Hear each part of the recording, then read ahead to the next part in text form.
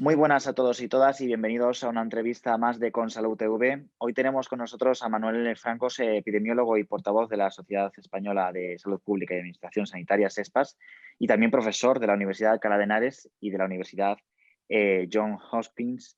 ¿Qué tal, Manuel? ¿Cómo estás? ¿Qué tal? Buenos días, Nacho. Pues queríamos hablar contigo, bueno, porque como epidemiólogo y experto en salud pública, pues hay muchas preguntas que nos podemos hacer, ¿no? En este momento. Principalmente ahora, pues parece que comenzamos cierta desescalada en algunas comunidades autónomas, ¿no? Por esta tercera ola. Comenzaremos probablemente, ¿no? Ya se está hablando de una cuarta ola.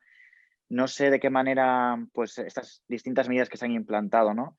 O se han implementado más bien en los diferentes territorios, en las diferentes comunidades autónomas en España, pues qué eficacia han tenido y qué han demostrado. Mm. Bueno, pues efectivamente, como bien dices, Nacho, estamos en el final de la tercera ola, sin duda. Bueno, cada ola ha tenido sus características y su momento, y sus características por la población que ha afectado, por el momento también estacional y por cómo ha crecido y ha bajado, ¿no? Esta tercera ola ha sido curiosamente o desgraciadamente mucho más fuerte y mucho más intensa de lo que nos esperábamos, y al mismo tiempo también ha sido una bajada más rápida de la que quizá podíamos creer. Yo creo que lo importante ahora mismo, desde el punto de vista de la salud pública y de la epidemiología, es controlar lo más posible esta ola y mantenernos lo más bajos posible, ¿no? Todavía seguimos en cifras o en incidencias acumuladas que están muy por encima de los 250, que es el umbral que ya marcamos como de riesgo alto. Por lo tanto, desde el punto de vista epidemiológico meramente del contagio, seguimos en un riesgo muy alto en algunas comunidades autónomas, como puede ser Madrid, incluso más del doble de 250, ¿no? Por lo tanto, estamos lejos de estar bien. Pero es que las consecuencias de una incidencia acumulada tan alta, muy claramente tienen consecuencias muy graves para el sistema sanitario y consecuencias muy graves para los fallecimientos. Estos fallecimientos, aprovecho para decir que más del 86% de los fallecimientos en nuestro país son de mayores de 70 años. Por lo tanto, esto es muy importante para que seamos conscientes de la relevancia del plan de vacunación para proteger la salud de nuestros mayores, ¿no? La salud pública se dedica a la protección de la salud de nuestra población. Y dentro de la salud pública, la epidemiología, que muchas veces hay que explicarlo, porque últimamente hemos visto que hay serios fallos en el entendimiento de lo que es la epidemiología. La epidemiología es la ciencia que se ocupa de entender la frecuencia, la distribución y las causas de las enfermedades. Por ello, la epidemiología es fundamental para el desarrollo de la biomedicina y del desarrollo sanitario de cualquier país. Pero la epidemiología en este caso es fundamental, pese a quien le pese y pese al juez que no se había enterado muy bien. La epidemiología es fundamental para entender cuál es la frecuencia y la distribución de un problema tan grave como es la pandemia. Y en ese sentido, pues no cabe otra que recalcar que tenemos que seguir bajando a esa incidencia por las consecuencias que trae sobre la presión sanitaria y sobre los fallecimientos, sino que además tenemos que bajarla mucho más abajo del 250, porque una de las cosas que hemos visto también epidemiológicamente es que si empezamos la siguiente ola y no hemos llegado abajo del todo, las consecuencias, como han sido las consecuencias de esta tercera ola, son terribles. Y luego también hay que destacar, Nacho, una realidad muy importante desde el punto de vista de salud pública, no tanto de epidemiológica, que es el momento en el que nos encontramos ahora mismo, es el momento de la vacunación.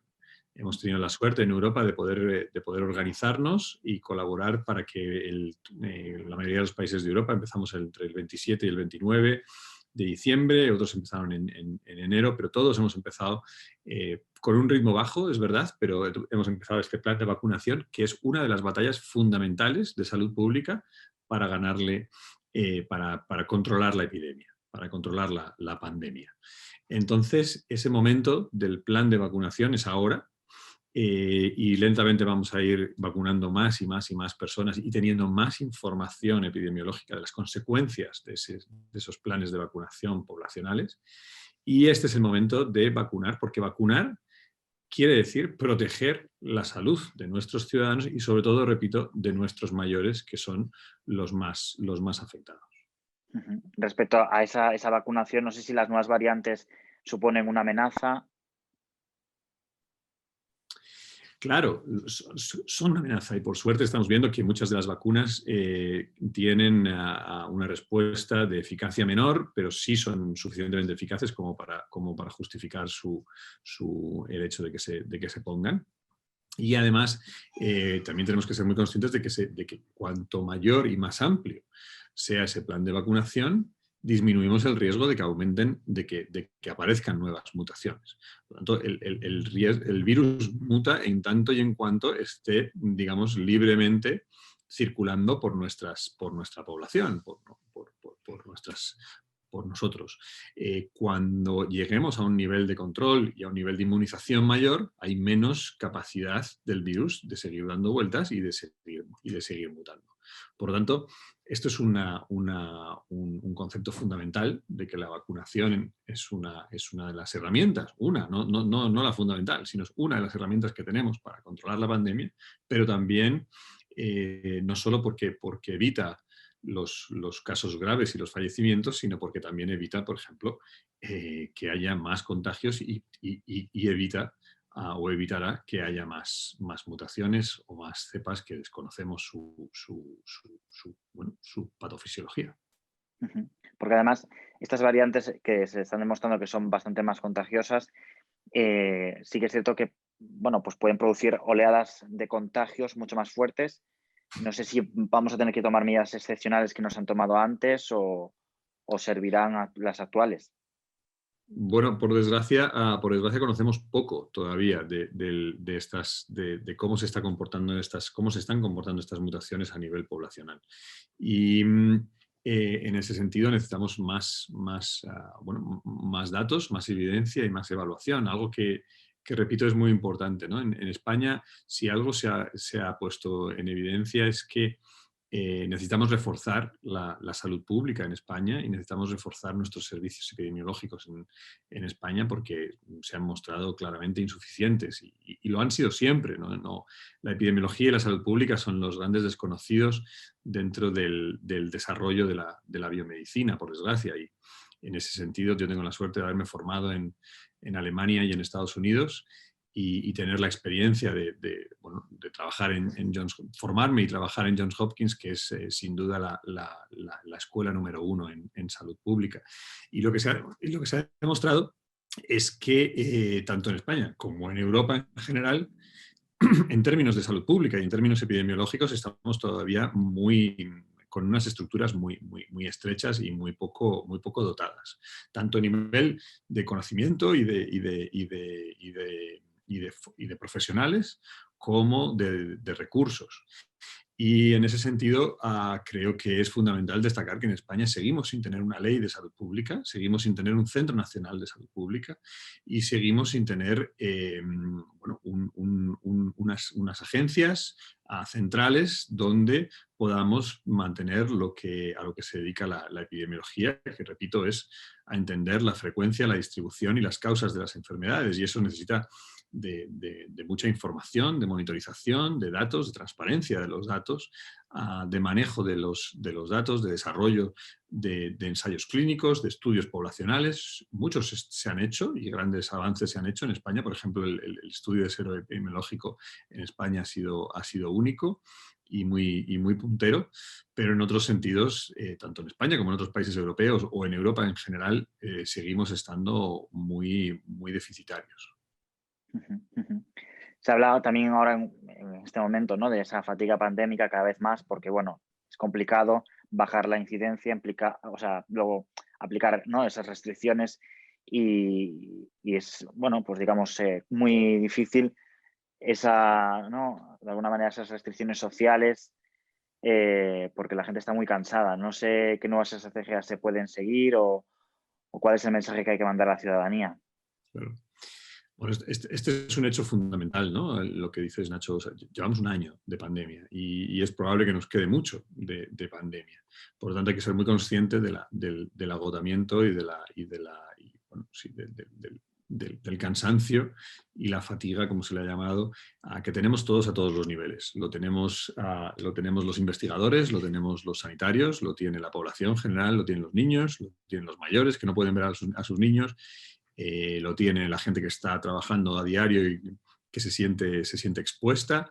Y de hecho lo hemos visto en España, ¿no? Hemos visto como el CIS decía que más del 50% de la población española ha buscado algún tipo de ayuda psicológica después del confinamiento global y, bueno, el confinamiento duro que tuvimos en primavera y ahora imagínate cuando llevamos ya un año. Por lo tanto, es algo que además es lícito. O sea, estamos muy cansados de esta situación y repito, los trabajadores sanitarios pues de manera especial. Una vez dicho esto, hay que ser consciente y hay que tomar medidas, y yo creo que las medidas que debemos tomar tienen que basarse en, o sea, tenemos que hacer un esfuerzo de darle a la ciencia, es decir, al conocimiento, el valor que tiene. Y aprender de nuestros errores. Aprender de nuestros errores porque ya vamos por la tercera ola y ya hemos cometido suficientes errores anteriormente, por lo tanto, la ciencia es conocimiento y también es autoevaluación y autocrítica. En ese sentido, yo creo que lo que hay que hacer de cara al futuro es bueno, ser positivos en el sentido de ya conocemos mucho más y de hecho hay cosas que están funcionando mucho mejor. Los centros de salud, los propios hospitales, los colegios, los institutos tienen protocolos, las universidades tenemos protocolos, hemos aprendido a dar clases online, hemos aprendido a hacer exámenes seguros, hemos aprendido a dividir el trabajo en grupos, a tener menos ratio. Los protocolos de los centros de salud y de los hospitales funcionan mucho mejor. Claro, todos hemos hecho un esfuerzo enorme. Y eso hay que ponerlo sobre la mesa y darnos las enhorabuenas porque si no nos vamos a pique, efectivamente. Y luego hay que, yo creo que escuchar más y más a la evidencia y a la ciencia y seguir recogiendo datos, informando y tomando decisiones en base a los datos. Y en ese sentido, creo que tenemos bueno, muchas esperanzas que pasan por un plan de vacunación que debemos hacer bien, y cuando digo bien quiere decir rápido, pero también de manera dirigida y epidemiológicamente correcta, terminando con los grupos más afectados y más vulnerables, siguiendo con los demás grupos, teniendo estas discusiones con tranquilidad y con números y con tiempo. Tenemos una estacionalidad que ahora nos es favorable. Sabemos que el virus en verano se atenúa y eso es algo que ahora mismo, que viene la primavera y el verano, podemos pensar que esto va a mejorar. Y tenemos, como digo, mucho conocimiento ya, tanto conocimiento científico de todo lo que se ha publicado y hemos trabajado, sino también conocimiento de las experiencias anteriores, las buenas y las malas. Y creo que además hay que ser muy humilde, porque creo que todos los países, las comunidades autónomas han tenido sus momentos buenos y sus momentos malos, pasando por los países europeos, pasando por Suecia, por Estados Unidos, por Reino Unido. Todos nos hemos dado un tortazo en algún momento y todos hemos tenido la sensación de que también en algún momento avanzábamos y teníamos resultados positivos. Y lo mismo dentro de España. Las comunidades autónomas, ha habido algunas comunidades autónomas que lo han hecho bien en un momento dado, otras que de repente la ola ha vuelto a subir y todos hemos mordido el polvo y todos hemos pasado por momentos que pensábamos que estábamos mucho mejor. Por lo tanto, hay que ser humildes, ser respetuosos con los demás y con el conocimiento de los demás y poner en positivo lo que hemos aprendido y lo que nos queda por delante, que puede ser que nos quede, esperemos que mucho menos. Pues a ver si así es.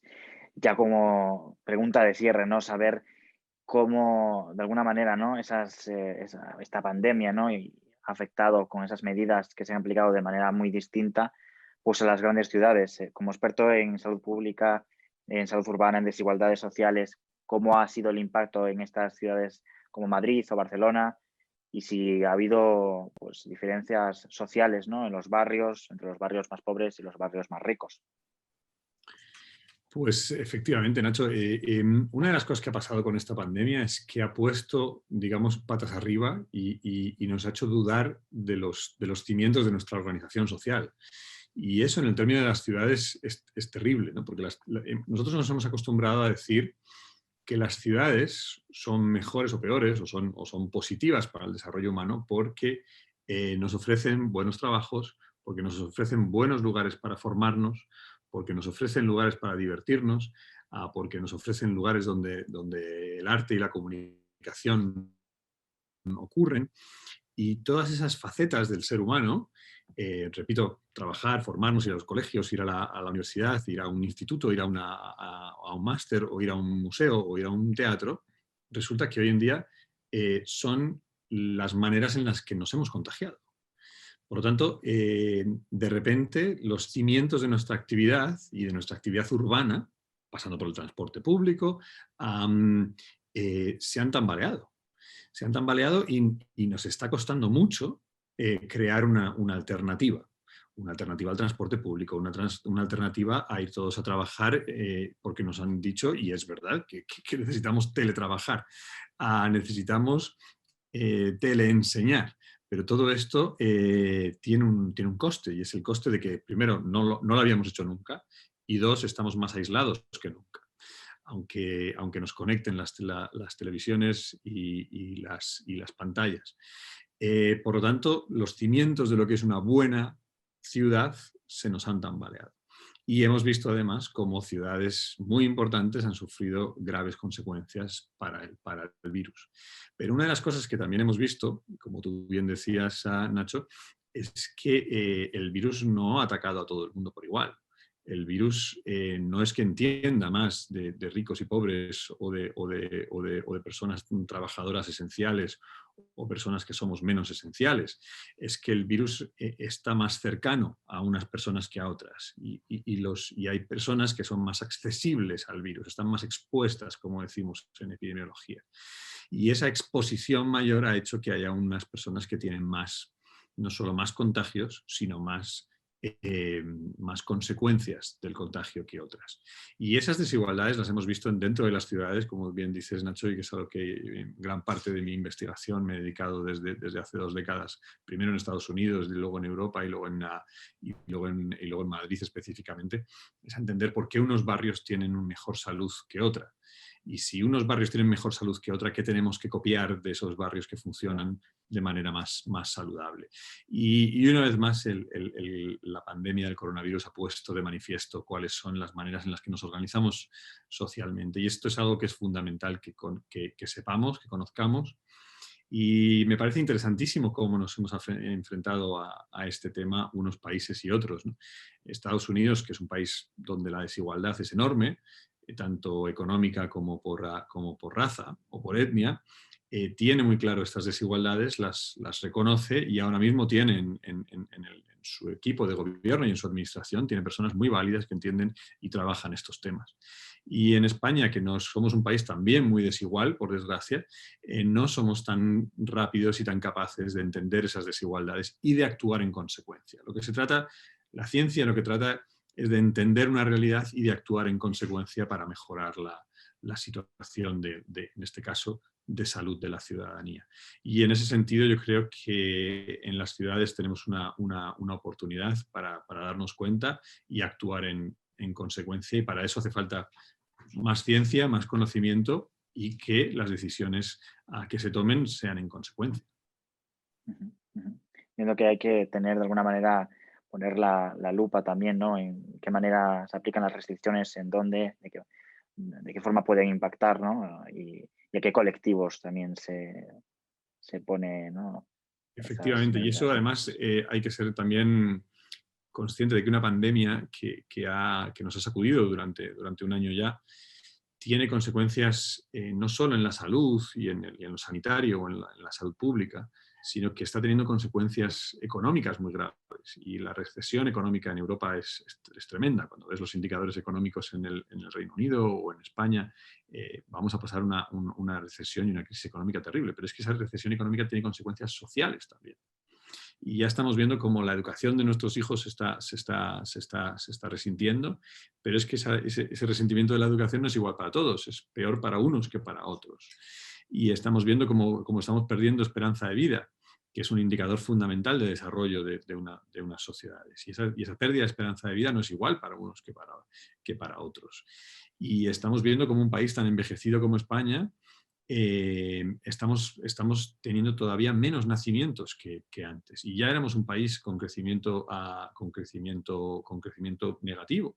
Pero es que ahora lo somos más, porque este último año, que ya vamos para 13 meses, 14 meses de pandemia, ha nacido muy poca gente en nuestro país, muchísimo menos que hace 2 años o que hace 5 años. Por lo tanto, vamos a seguir siendo un país muy envejecido, pero además muy desigual y con una cantidad de pobreza enorme, ¿no? Entonces, esto es fundamental, que seamos conscientes de que, repito, esta pandemia tiene una parte, digamos, de salud y de salud pública, pero una también económica y otra social que hay que conocerla, porque va a ser la realidad de nuestro país de aquí a unos años. Ujú. Veremos cuál es el fin, ¿no? Y qué nos depara en los próximos meses, porque los acontecimientos van haciendo que cambie todo, ¿no? Pues muchísimas gracias, Manuel, por atendernos y por, de alguna manera, pues ayudarnos a entender, ¿no? Esa dimensión también social de esta pandemia de la COVID-19. Pues muchísimas gracias, Nacho, y muchísimas gracias a vosotros, y que sigáis haciendo esta labor de comunicación que es fundamental y que bueno, que tenéis una responsabilidad enorme como la tenemos nosotros. Muchas gracias. Venga, vosotros.